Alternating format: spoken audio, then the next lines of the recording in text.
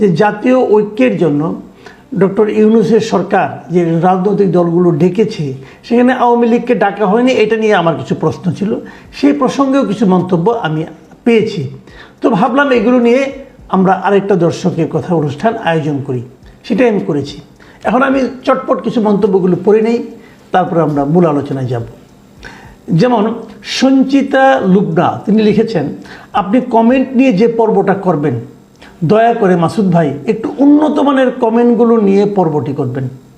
অতি সাধু মানুষের কমেন্ট পড়বেন না। সোশ্যাল মিডিয়া হচ্ছে নিজেকে সাধু প্রমাণ করার জন্য একটা সস্তা মাধ্যম। আপনি নিজেও এই ব্যাপারটার সাথে পরিচিত। তা আমি আসলে বুঝতে পারছিলাম না সাধু মানুষের কমেন্ট কোনটা আর অসাধু মানুষের কমেন্ট কোনটা। তো আমার কাছে ক্লিয়ার না, এবং মানুষ নিজেকে সাধু প্রমাণ করার চেষ্টা এখানে কেন করবে? তাও করতে পারে, আমি যাই না, তবে আমি নিজেকে সাধু প্রমাণ কিন্তু করতে চাই না। আমি যা তাই আমি বলতে চাই, এবং আমার যে কমেন্টগুলো আসে সেখানে যে নেগেটিভ কমেন্টগুলো আসে আমার সম্পর্কে আমি কিন্তু সেগুলোও পড়ি, অবলীলায় পড়ি। না পড়লেও পারতাম, কিন্তু আমি পড়ি। যা হোক, তারপর আপনার কমেন্টেই পড়লাম, এটা দিয়ে শুরু করলাম। আপনি বরং দেখুন আজকে যে আমাদের কমেন্টগুলো সাধু না অসাধু। মানস বণিক লিখেছেন, চিন্ময় প্রভুকে গায়ের জোরে জেলে ভরে রাখা কি অসাম্প্রদায়িক বাংলাদেশের উদাহরণ?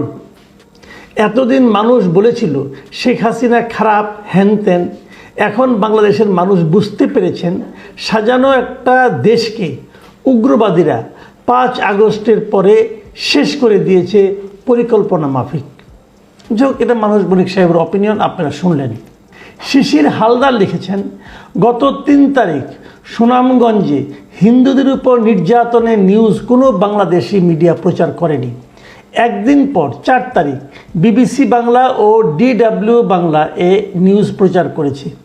বাংলাদেশি মিডিয়া প্রচার করেনি বলে কি এই নিউজ মিথ্যা হয়ে যাবে? না ভাই, এটা মিথ্যা হবে না।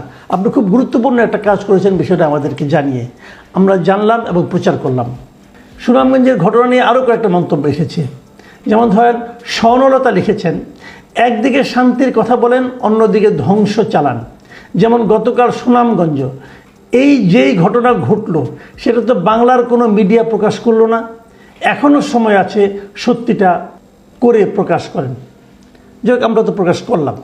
হাসান সি চৌধুরী হবে হয়তো বা, তিনি লিখেছেন, আপনার যুক্তিগুলো ভালো লাগে, বাংলাদেশের প্রেক্ষাপট বুঝতে সহজ হয়। তবে এই ভিডিওটির মধ্যে একটি ভুল বার্তা গ্রহণ করেছেন আপনার বন্ধুদের কাছ থেকে, যে তারা কোথাও হিন্দুদের প্রতি হামলা লুটপাট হলে তারা ছাপত, অর্থাৎ হচ্ছে না। আর আমি বলছি, আমি যশোর মনিরামপুর থেকে বলছি, এখানে এসে আপনি নিজেই খবর নিন কি হচ্ছে। প্রতিটা হিন্দু পরিবার জানমাল নিয়ে প্রতিটা রাত আতঙ্কে কাটাচ্ছে। লক্ষ লক্ষ টাকা দিয়ে তারা বাসস্থান টিকিয়ে রাখছেন। অনেকে এদেশ ছেড়েছেন, অনেকের গরু নিয়ে গেছে দুর্বৃত্তরা। এসব খবর কেউ ছাপানোর সাহসও পাবে না। যাই হোক, আপনাকে সত্য প্রকাশের জন্য অনুরোধ জানাবো, বাংলাদেশ ভালো নেই। ওনার এই যে কথাটা, এই কথাটা কিন্তু গুরুত্বপূর্ণ। আমি এটা জেনেছি অনেক জায়গায় কিন্তু এরকম মানুষকে ব্যবসা করতে যেয়ে, বাড়িতে থাকতে যেয়ে বিভিন্ন জনকে, পাওয়ারফুল লোকজনকে চাঁদা দিতে হচ্ছে। কিন্তু এটা কেবল হিন্দু বলেই হচ্ছে তা কিন্তু নয়, এটাও আপনাকে মানতে হবে। অনেক আওয়ামী লীগের লোকজনকে আমি জেনেছি তাদেরকে কিন্তু এই ধরনের চাঁদা দিতে হচ্ছে। কারা নিচ্ছে এটা এলাকাবাসী জানে, আপনারাও জানেন হয়তোবা, কিন্তু দিতে হচ্ছে চাঁদাবাজি চলছে মাঠ পর্যায়ে, এটা কোনো অস্বীকার করার উপায় নাই।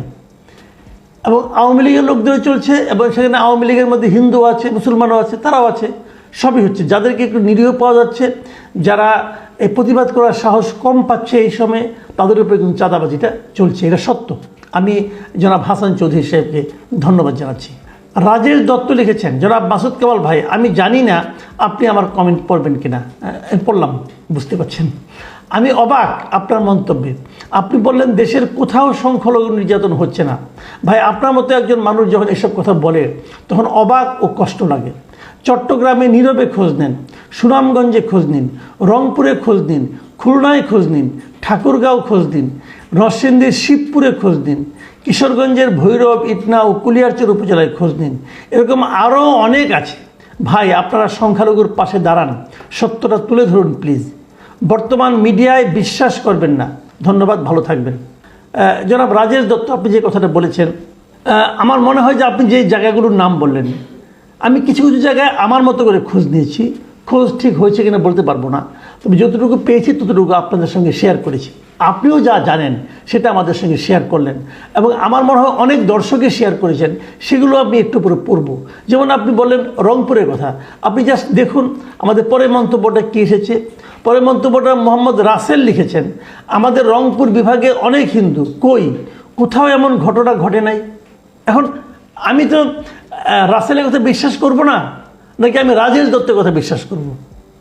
যে এই ধরনের কিন্তু বিভ্রান্তি আছে, আমি জানি না কোনটা সত্য কোনটা মিথ্যা। তো এরকম আলোচনাগুলি হওয়া দরকার, তথ্যগুলি আসা দরকার, অভিযোগগুলি আসা দরকার। আমি আপনাদেরকে রিকোয়েস্ট করব, আপনারা আরও যদি কিছু থাকে আমাকে জানান, টু দ্য পয়েন্টে জানান, আমি নিশ্চয়ই আমার এই মাধ্যমে প্রচার করব। যেমন শাহিন আক্তার লিখেছেন, আওয়ামী লীগ থাকতে তো এই ধরনের কোনো সমস্যাই হয় নাই, আর আমি যেখানে আছি পুরো সিলেট বিভাগে কোনো সাম্প্রদায়িক সমস্যাই নাই, এগুলো সব গুজব। এখন শাহিন আক্তার বলছেন যে পুরো সিলেট বিভাগে নাকি কোনো সাম্প্রদায়িক সমস্যা নাই। ঠিক আছে, আমরা পরে মন্তব্যে যাই।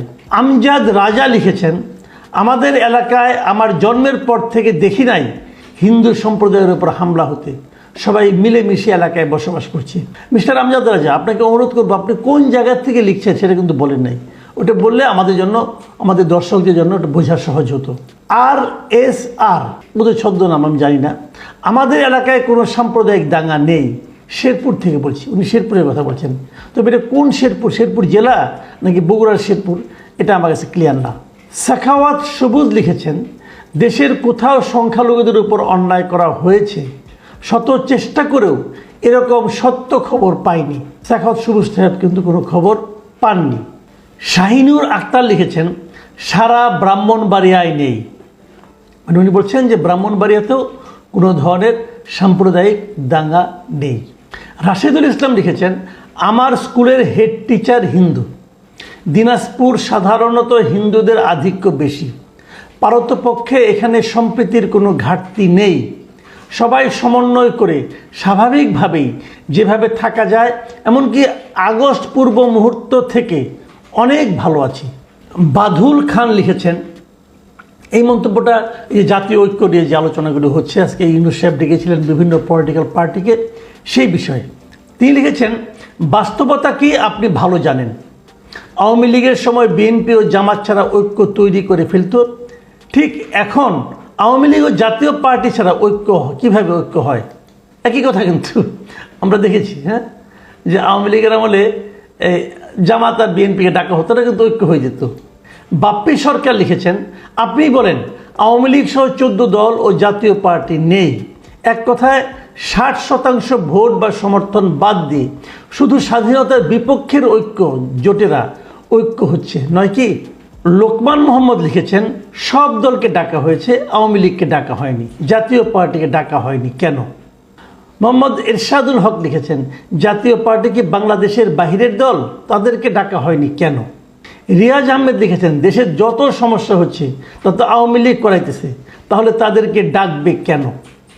জামান নূর লিখেছেন, ভাই আপনি যৌক্তিক প্রশ্ন তুলেছেন, আওয়ামী লীগ হয়তো হামলার কারণে আলোচনা বা সভায় যোগ দিতে পারছে না, কিন্তু তারা তো অনলাইনে তাদের অবস্থান ব্যক্ত করতে পারে, কেন তারা দেশের মানুষের সাথে নেই? কেন তারা ভারতের অন্যায় অভিযোগের প্রতিবাদ করছে না? তারা আসলে এ দেশকে নয়, ভারতকে তাদের পাশে চায়, ওরা দেশদ্রোহী। এবং এখানে কয়েকটা প্রসঙ্গ কিন্তু এসেছে, সেটা হলো আপনি জাতীয় ঐক্য করবেন, তো আমি তো এখানে জাতীয় পার্টির নামটা কেন নিই? জাতীয় পার্টি কেন ডাকবেন না আপনি?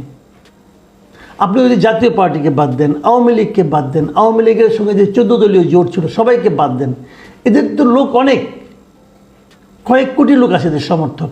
এখন এদেরকে বাদ দিয়ে আপনি জাতীয় ঐক্য কীভাবে করবেন? ওরা কি জাতির অংশ না? এটা কিন্তু খুব ইম্পর্টেন্ট। আপনি ওদের ডাকতেন, না আসলে তখন বলতে পারতেন ডেকেছিলাম আসেনি, কিন্তু এটা কীভাবে সম্ভব? আমি কিন্তু এটা কোনো উত্তর পাই না খুঁজে। আবার এখানে আরেকজন যিনি লিখেছেন সর্বশেষ, যেটা আমিও বলেছিলাম, যে হ্যাঁ আওয়ামী লীগকে ডাকেনি, ঠিক আছে, তাই বলে কি আওয়ামী লীগের কোনো দায় দায়িত্ব নাই? এদেশের শান্তির জন্য, এদেশের মানুষের জন্য কি আওয়ামী লীগের কোনো দায় দায়িত্ব নাই? তারা তো সেই দায়িত্ব পালন করতে পারতো, তারা তো তাদের অনলাইন, তাদের ফেসবুকে, তাদের অফিসিয়াল ওয়েব পেজে বলতে পারতো যে ভারতের এই ধরনের প্রচারণাকে তারা সমর্থন করে না, নাকি তারা এই কারণে বলে নাই যে এটা বললে পরে ভারত তাদের উপর রাগান্বিত হবে, তারা ভারতের সমর্থনটাই চায়, দেশের মানুষের প্রতি তাদের কোনো ফিলিংস নাই? এটাই কি সত্য? তো এটা কিন্তু দুই দিকেই সমস্যা আছে। আমার মনে হয় এই দিকগুলো সংশ্লিষ্ট সবাইকে ভাবতে বলবো আমি।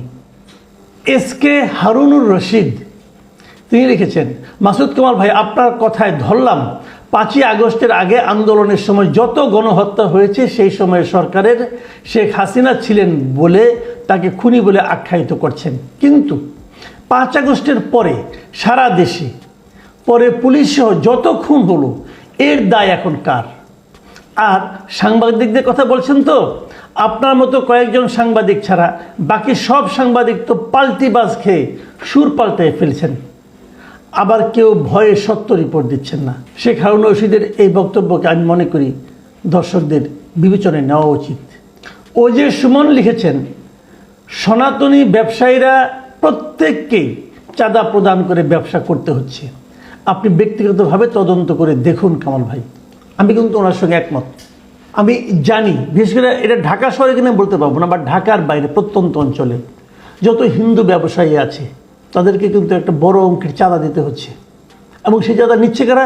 পলিটিক্যাল পান্ডারা নিচ্ছে। বিভিন্ন আওয়ামী লীগ বা অন্য এখন যারা পলিটিক্যাল পান্ডা, যারা নাকি বিভিন্ন চাঁদাবাজির ঘাঁটিগুলো দখল করেছে, যেগুলো আগে আওয়ামী লীগের দখলে ছিল, তারা কিন্তু চাঁদা নিচ্ছে, বড় অঙ্কের চাঁদাই নিচ্ছে। এবং কেবল সনাতনী ব্যবসায়ী নয়, যারা আওয়ামী লীগের ব্যবসায়ীও আছে অনেকে, তাদেরকেও চাঁদা দিয়েই ব্যবসা করতে হচ্ছে। এটা খুবই মর্মান্তিক। আমি মনে করি সেই দলগুলো, বিশেষ করে আওয়ামী বিএনপি জামাত, তাদেরকে আমরা বলবো আপনারা খবর নেন, আপনাদের মাঠ পর্যায়ে কিন্তু আপনাদের নিয়ন্ত্রণ সেভাবে নাই। এটা কিন্তু ঘটছে। যেটা দিয়ে শেষ করবো আজকের আলোচনা, তোফাজ্জল ওপি লিখেছেন, মজার ব্যাপার হলো আওয়ামী লীগকে লোকের মন জয় করার জন্য আলাদা করে কিছুই করতে হচ্ছে না। বিএনপি জামাত যে অরাজকতা, যে চাঁদাবাজি, দখলদারিত্বের রাজনীতি শুরু করেছে, তাতেই মানুষ একটা হুঁশে ফিরেছে বলে মনে হয়। আওয়ামী লীগকে ভালো বলছি না, তবে বাকি সবাইয়ের চাইতে তারা কম্পারেটিভলি এগিয়ে। এই যে কথাটা উনি বলেছেন মিস্টার তোফাজ্জল, আমি কিন্তু এই কথাটাকে খুবই গুরুত্বপূর্ণ মনে করি। এই সরকার কি ভালোভাবে চালাতে পারছে? যে অরাজকতা, চাঁদাবাজি, রাজনীতি শুরু হয়েছে বিশেষ করে মাঠ পর্যায়ে, সেটাকে এই সরকার ফেরাতে পারছে? কেন পারছে না? এবং আমি বলি, যদি এই ব্যর্থতা এভাবে চলতে থাকে, সেটা কিন্তু ওই যে উনি যে বলেছে আওয়ামী লীগের লোকদেরকে মানুষের মন জয় করার জন্য আসলে নতুনভাবে নিজের মতো করে কিছু করতে হচ্ছে না, তাদের কাজটা ওরাই করে দিচ্ছে। আমি মনে করি বিএনপি, জামাত এবং সরকার তিনজনকেই এই ব্যাপারে সতর্ক হওয়া উচিত, নইলে সামনে কিন্তু পরিণতি ভয়াবহ। প্রিয় দর্শক, এখন এই পর্যন্তই। ভালো থাকবেন আপনারা, আবার কথা হবে। আল্লাহ হাফিজ।